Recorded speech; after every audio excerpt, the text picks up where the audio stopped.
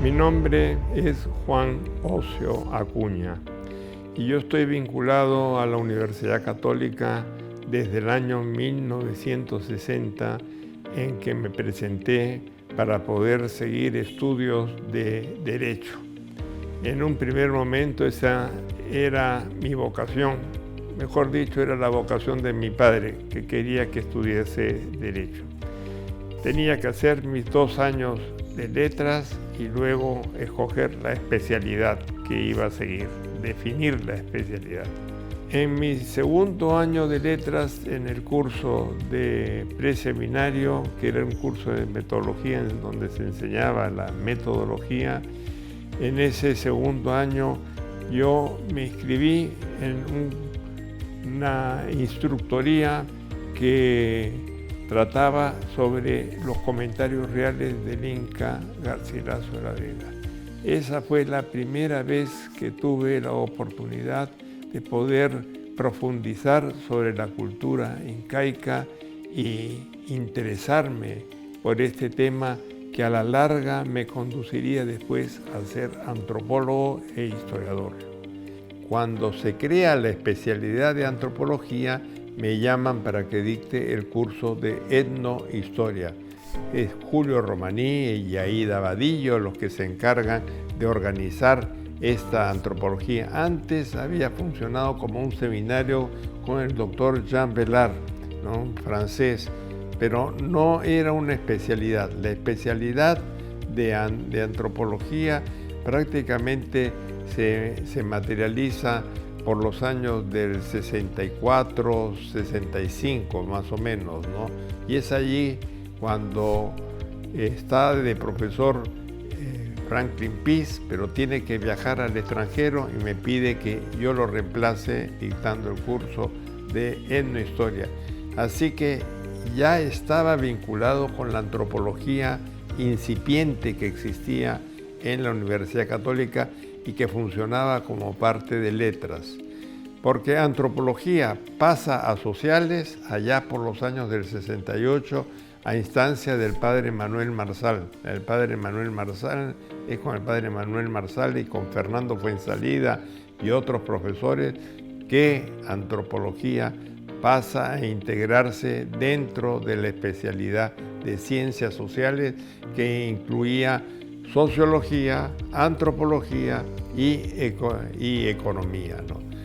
De tal manera que cuando ya estoy de regreso acá en Lima, los visito a mis amigos en la Universidad Católica y Fernando Fuenzalida, con quien guardaba una amistad muy estrecha, porque habíamos estudiado juntos, primero en la Católica Historia, habíamos llevado cursos, él venía de filosofía, y de filosofía luego se matricula en unos cursos de historia que los llevamos al unísono en la Católica.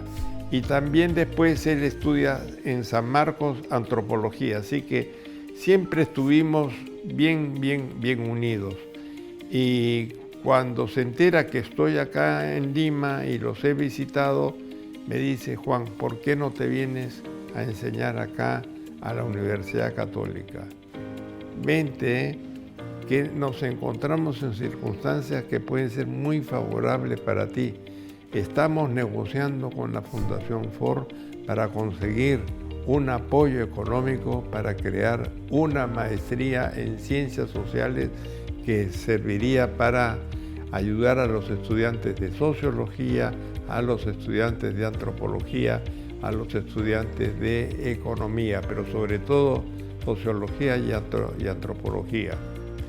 En el año del 72 se concreta la ayuda de la Fundación Ford para poder crear las maestrías en ciencias sociales, en sociología y antropología. Pero además se hicieron negociaciones con el Estado holandés, y el Estado holandés nos vinculó con una universidad que también era católica y nos dieron el financiamiento para poder comenzar la construcción de un edificio donde pudiésemos instalarnos todos los miembros de Ciencias Sociales y tener allí nuestra propia biblioteca, etcétera, etcétera. Fernando Fuenzalida es en esos momentos el gestor de todas estas acciones y él es el que se convierte en el primer coordinador del posgrado de antropología.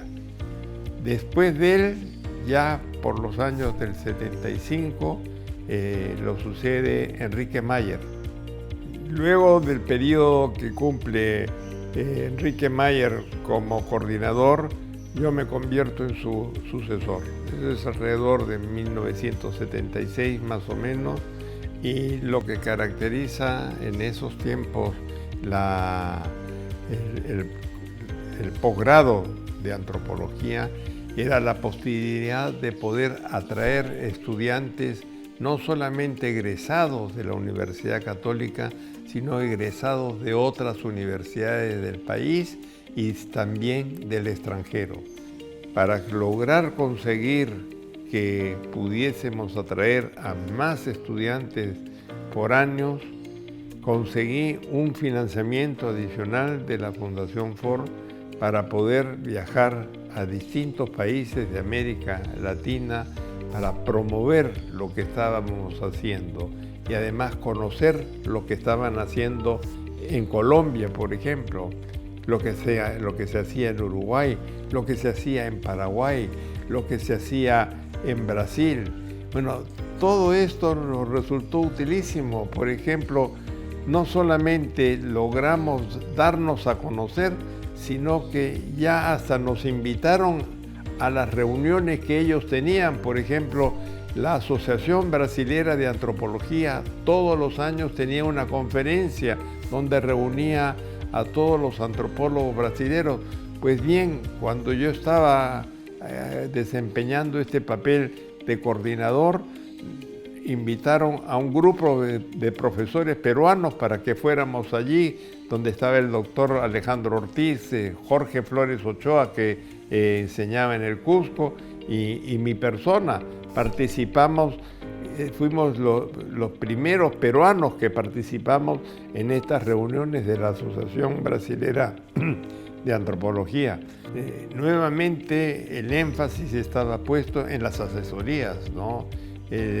Todo estudiante que entraba al posgrado tenía que tener un asesor, debía de tener un tema de tesis, tenía que tener una idea de lo que iba a desarrollar y para eso buscaba un asesor determinado.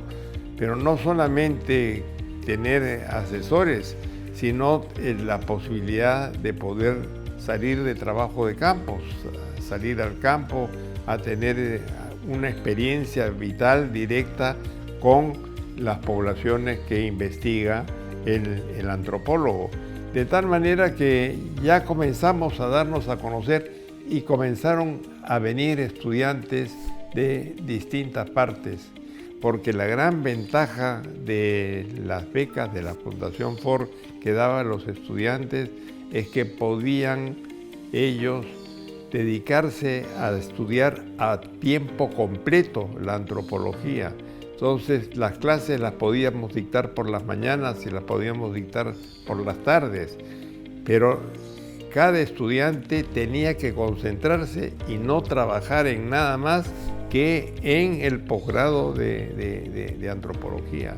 Pero cuando ya se nos agota el dinero, entonces tenemos que pensar en cómo poder remediar esta situación para poder facilitarles a los estudiantes que carecen de los recursos económicos el poder estudiar con nosotros. Y entonces la única alternativa es que pudiesen trabajar. Y es por eso que ya dejaron de ser a tiempo completo estudiantes, sino que pudieron repartirse entre sus estudios de antropología y buscar un trabajo fuera. Entonces ya no dictamos por las mañanas, sino dictábamos por las tardes para darles oportunidades de trabajar por las mañanas. Ese fue un cambio radical. pero no por esas circunstancias adversas que se fueron suscitando se va a disminuir la calidad de nuestra enseñanza.